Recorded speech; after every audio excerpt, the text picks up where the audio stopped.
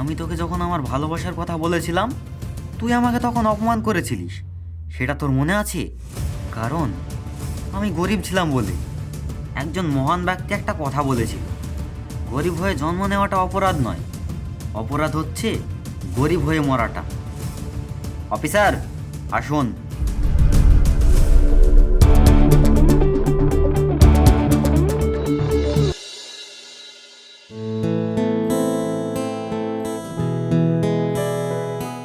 কি ব্যাপার, তুমি হাসছো কেন? কি আর বলবো, এই ছেলেটার কাণ্ড দেখে হাসি পাই। রোজ রোজ আমাকে ফোন করে ভালোবাসার কথা বলে। আরও এরকম কত ছেলে আছে যারা আমাকে ভালোবাসার কথা বলে। আরে পাগলি, দোষ ওই ছেলেদের না, আসলে তুমি দেখতেই নায়িকাদের মতন। এত সুন্দর চেহারা তোমার, ছেলেরা তো পিছনে পড়বেই। হ্যাঁ, তুমি ঠিকই বলেছো, আমি দেখতে পুরো নায়িকাদের মতো। এই জন্যই তো আমার জন্য ছেলেদের লাইন লেগে যায়। কেমন আছো নীলা? নীলা, এই ছেলেটা কে? আরে এতক্ষণ যে পাগলটার কথা বলছিলাম না, এই সেই পাগলটা।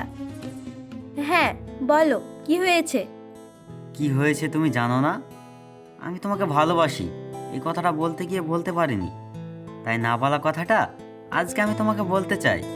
I love you. কি বললি? তুই কখনো নিজেকে আয়নাতে দেখেছিস? তোর মতো ছেলেকে আমি ভালোবাসবো? তোর মতো ছেলেরা আমার বাড়িতে চাকরের কাজ করে, আর তুই এটা ভাবলি কি করে যে তোর মতো ছেলেকে আমি ভালোবাসবো? তোর কি এমন যোগ্যতা আছে? দেখো, আমি জানি আমি গরিব, আমি তোমাদের মতন বড় লোক না। এই গরিবরাও বড় কিছু করতে পারে যদি তোমাদের মতন বড় লোকরা এই গরিবদের পাশে থাকে। আচ্ছা ঠিক আছে, আমাকে তোমাকে ভালোবাসতে হবে না, তুমি না হয় আমার বন্ধু হয়ে থেকো। আচ্ছা একটা কথা বলতো, তোরা সব গরিবরাই কি একই ধরনের? বড় লোকের মেয়ে দেখলেই তাদের সাথে সম্পর্ক করতে চাস? একটা কথা কান খুলে শুনে রাখ, প্রেম ভালোবাসা করতে গেলে একটা লেভেলের প্রয়োজন। তোর তো কোনো লেভেলই নেই, তুই তো একটা ফকির। তুই আবার আমাকে বন্ধুত্বর কথা বলিস কোন মুখে? আর দেখ, এটা হলো আমার বয়ফ্রেন্ড, আমার মতো কোটিপতি, তোর মতো ফকিরের বাচ্চা না। দেখো কখন থেকে অপমান করছি, তাও এখানে দাঁড়িয়েই আছে। ও, আমি তো ভুলেই গিয়েছিলাম, ও একটা গরিব, ওর তো কোনো লজ্জা ঘৃণাই নেই। দেখো, আমাদের মতন গরিবরা মন থেকে ভালোবাসতে জানে, বন্ধুত্ব করতে জানে, তাই প্রিয় মানুষদের সাথে সম্পর্ক রাখার জন্য হাজারো অপমান মাথা পেতে নেয়। তুমি যে তোমার বড়লোক বয়ফ্রেন্ডের কথা বলছো না, সে তোমার কাছে ততদিনই থাকবে যতদিন তোমার কাছে স্বার্থ আছে। আর আমরা গরিবরা স্বার্থ দেখে ভালোবাসি না, মন থেকে ভালোবাসি। তোর এত বড় সাহস, তুই ছোট লোকের বাচ্চা হয়ে বড় লোকদের নিয়ে কথা বলিস? নীলার যেন আশেপাশে তোকে না দেখতে পাই, না হলে তোকে আমি জানে মেরে ফেলবো। ও যা বললো কথাটা যেন মাথায় থাকে, আর না হলে পরবর্তীতে এর চেয়েও খারাপ পরিণাম হবে।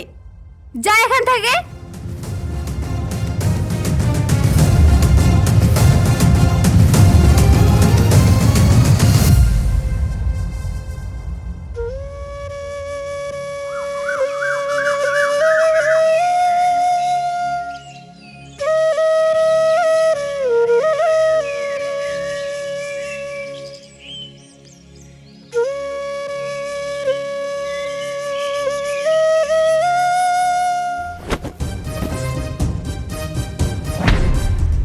আব্বা!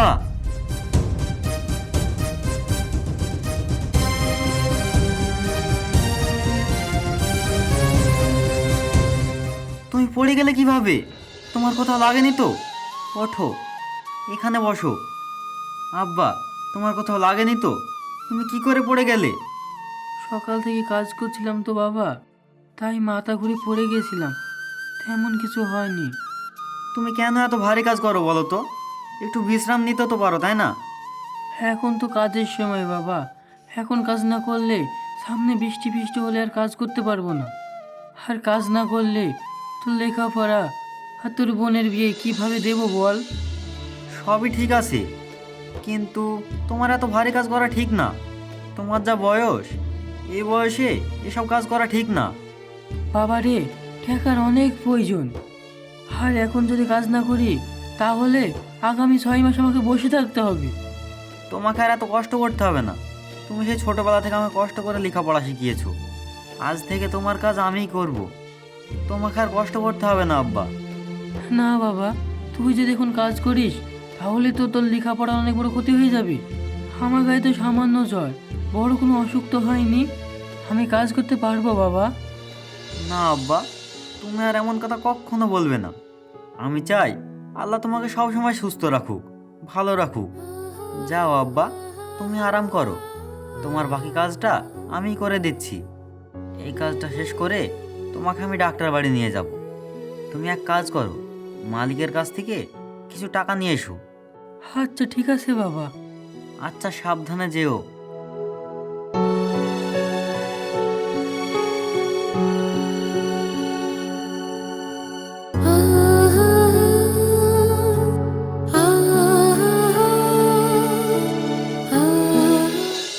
দেখতে দেখতে আজ 4টে বছর হয়ে গেল বাবা মারা গেছে।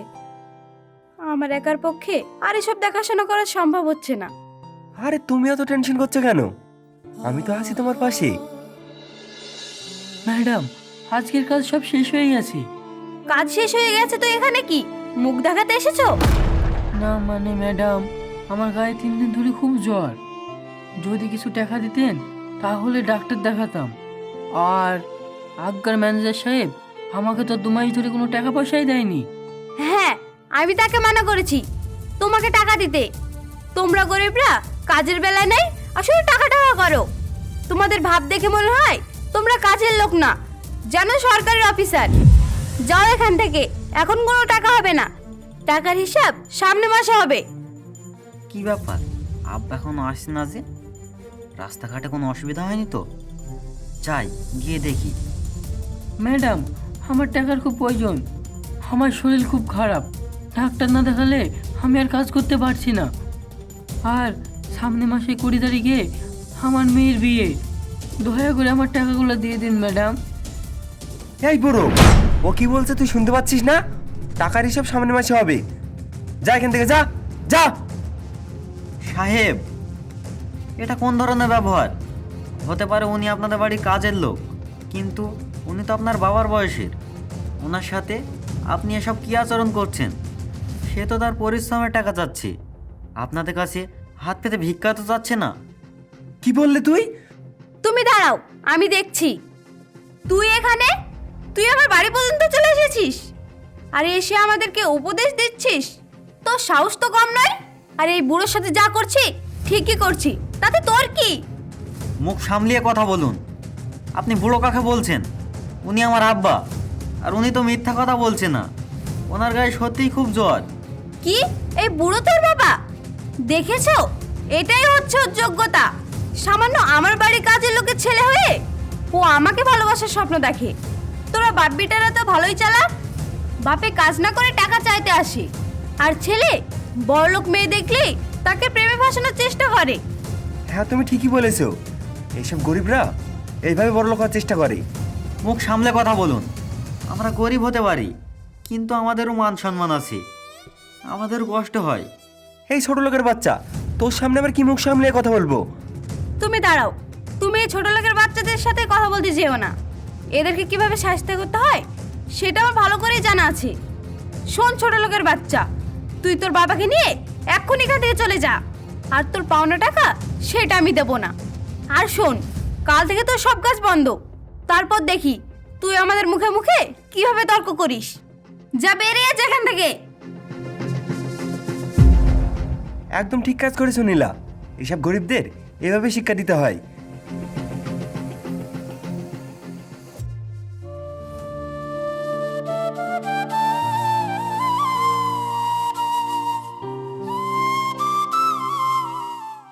আব্বা, বাবা, আজ আমি অনেক অপমানিত হলাম। জীবনে কখনো এরকম অপমানিত হয়নি। আব্বা, তুমি এসব কথা বলো না। দেখবা একদিন সব ঠিক হয়ে যাবে। বাবা রে, কাজটাও তো চলে গেল, আর এদিকে তো বোনের বিয়ের দিনটাও তো এগিয়ে আসছে। এখন আমি কি করব? আব্বা, তুমি কোনো চিন্তা করো না। গরিবদের কেউ না থাকলে আল্লাহ আছে, তিনি একদিন সব কিছু ঠিক করে দেবে। আমার এখন কিচ্ছু ভালো লাগছে না, আমাকে একটু একা থাকতে দে। আচ্ছা আব্বা, তুমি সাবধানে বাড়ি চলে যেও। আমি যেভাবে পারি তোমার জন্য ওষুধ নিয়ে আসবো। তুমি তাড়াতাড়ি বাড়ি চলে যেও। সামান্য কিছু টাকার জন্য আমার মেয়ের বিয়ে ভেঙে যাবে, এটা আমি বাবা হয়ে কিভাবে সহ্য করব? আমার মতন গরিব বাবার বেঁচে থাকার থেকে মরে যাওয়া অনেক ভালো। আজ আমি গরিব হয়েছি বলে সবাই আমাকে অপমান করে। না, আমি আর এই অপমান সইব না, আমাকে কিছু একটা করতে হবে।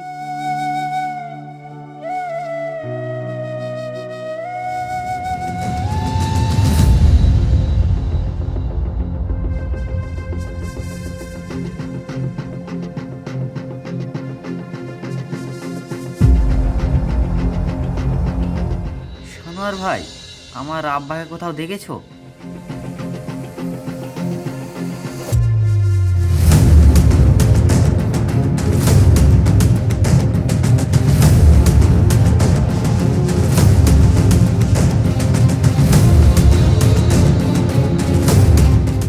আব্বা, আব্বা, তুমি এটা কি করলে? আমরা গরিব, আমাদের কাছে টাকা নেই, তাই বলে কি এইভাবে জীবনটা শেষ করে দিতে হবে? তুমি আমাকে এতিম করে চলে গেলে আব্বা। আব্বা, আব্বা, আব্বা, আজ তুমি যে অপমান সহ্য করতে না পেরে আমাকে ছেড়ে চলে গেলে, আমি তোমাকে ছুঁয়ে কথা দিচ্ছি, আমার হাজার কষ্ট হলেও আমি নিজেকে প্রতিষ্ঠিত করে দেখাবো। আর বড়লোক অহংকারীদেরকে দেখিয়ে দেব যে এই পৃথিবীটা টাকার গোলাম না। এই পৃথিবীতে এখনো মানুষত্ব, বিবেক বলতে কিছু আছে। ধিকি ধিকি আগুন জ্বালে, দুঃখের নদী বইয়া চলে। ও ধিকি ধিকি আগুন জ্বালে, দুঃখের নদী বইয়া চলে।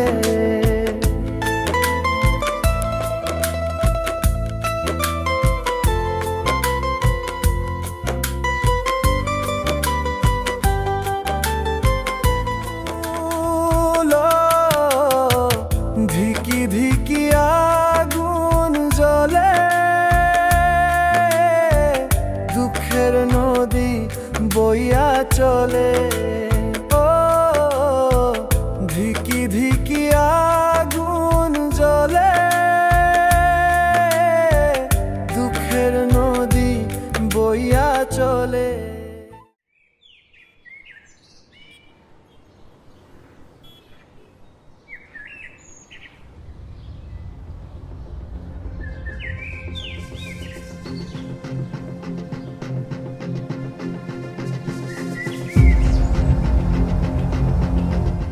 হ্যাঁ বলো, কি হয়েছে? এত জরুরি ডাকলে যে? তুমি তো জানোই, বাবা মারা যাওয়ার পর আমাদের এই কোম্পানির জমিটা নিয়ে অনেক ঝামেলা হচ্ছে। আর এই ঝামেলাটা মেটানোর জন্য যে অফিসারকে টাকাটা দিয়েছিলাম, সেই অফিসার এখন সব টাকা আত্মসাৎ করে ট্রান্সফার হয়ে গেছে। সেই অফিসারের পরিবর্তে এখন একটা নতুন অফিসার এসেছে, তাই আমাদের ওই জমিটা আর থাকছে না। তো এইসব কথা আমাকে কেন বলছো? আমি কি করব? তুমি এটা কি বলছো? তুমি তো আমার সব কথাই শুনলে। তুমি তোমার বাবাকে বলে কিছু টাকার ব্যবস্থা করে দাও, যাতে করে আমি ওই অফিসারের হাতে কিছু টাকা দিয়ে আমি আমার জমিটা আটকাতে পারি। না, আমি এসব ঝামেলার মধ্যে পড়তে চাই না। তুমি অন্য কোনো ব্যবস্থা করো গা। তুমি এসব কি বলছো? আমরা তো দুজন দুজনকে ভালোবাসি, আর কিছুদিন পরে তো আমরা দুজন বিয়ে করব। এখন তুমি যদি আমার পাশে না থাকো, তাহলে কে থাকবে? কি বিয়ে? আমি তো তোমাকে এখন বিয়ে করতে পারবো না, কারণ তুমি এখন গরিব হয়ে গেছো। আর শোনো, আমার সাথে কোনো যোগাযোগ করার চেষ্টা করবে না। আমি এখন যাই। আমার কথাটা তো শোনো শহীদুল।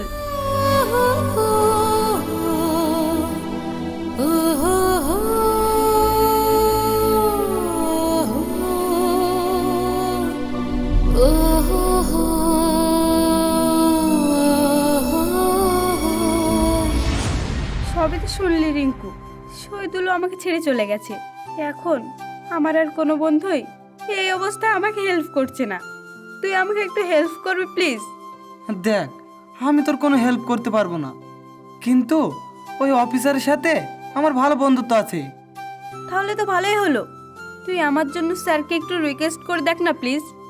কিন্তু এটা তো একটা অবৈধ কাজ, স্যার কি এটা করতে রাজি হবে? অবৈধ হলেও যেভাবেই হোক আমার ওই জমিটা চাই, কারণ আমার ওই জমিটার ওপর অনেক টাকা ইনভেস্ট করা হয়ে গেছে। আর কালকেই স্যার ওই জমিটা দেখতে আসবে।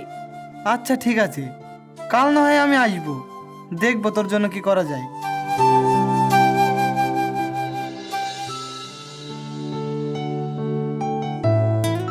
তুমি ফাইলটা দেখো, আর এই কোডটা একটু ধরো। আমার একটা ইম্পর্টেন্ট কল এসেছে, আমি এক্ষুনি আসছি। আচ্ছা স্যার।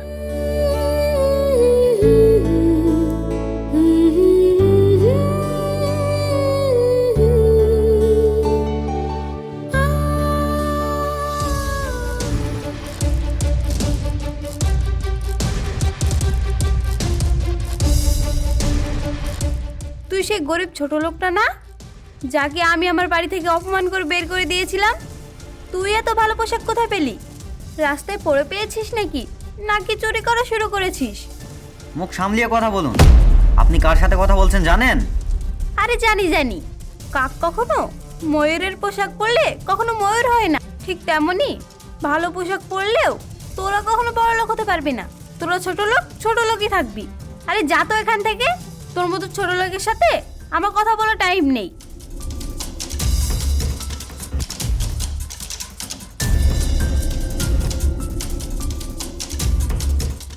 স্যার কেমন আছেন? ভালো।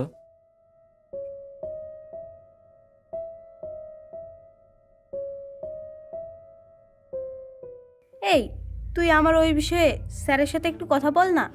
তুই এটা কাকে স্যার বলছিস?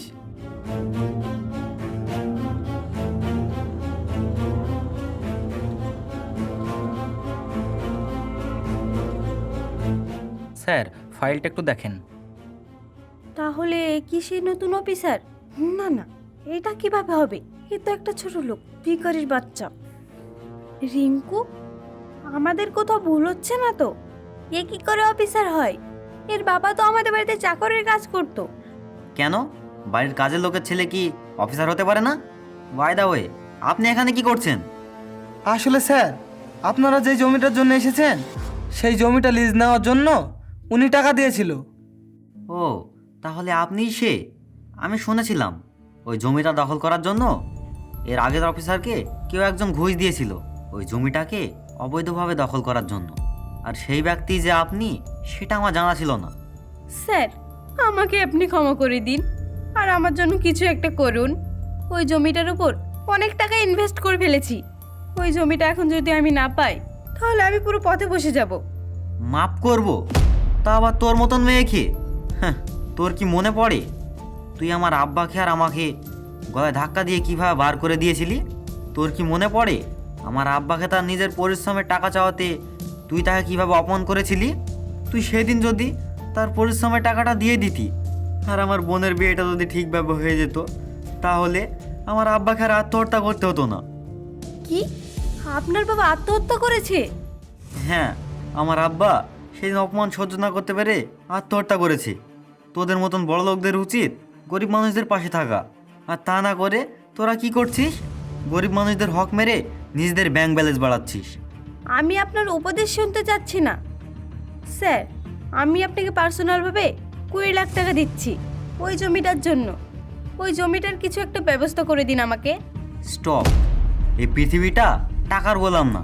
আমি গরিব হতে পারি, কিন্তু টাকার কাছে আমার সততা আমি বিক্রি করব না। আমিও একটা গরিব ফ্যামিলি থেকে উঠে এসেছি, তাই আমি গরিবদের কষ্ট ভালোভাবে বুঝি। স্যার, আমি আমার ভুল বুঝতে পেরেছি। আমি আপনার পায়ে ধরে বলছি, আমার সাথে এরকম করেন না। অহংকার মিশে যাবে মাটিতে, আর ওই মাটিতেই মিশে যাবে শরীর। আজ যে রাজা, কাল সে ফকির, আর এই পুরো খেলাটাই সময়ের। কিন্তু স্যার, আপনি তো আমাকে অনেক ভালোবাসতেন। হ্যাঁ, ভালোবাসতাম, কিন্তু এখন আর বাসি না। একটা কথা সবসময় মাথায় রাখিস, যাকে ভালোবাসা যায় তাকে ভোলাও যায়। আমি তোকে যখন আমার ভালোবাসার কথা বলেছিলাম, তুই আমাকে তখন অপমান করেছিলিস, সেটা তোর মনে আছে? কারণ আমি গরিব ছিলাম বলে। একজন মহান ব্যক্তি একটা কথা বলেছিল, গরিব হয়ে জন্ম নেওয়াটা অপরাধ নয়, অপরাধ হচ্ছে গরিব হয়ে মরাটা। অফিসার আসুন।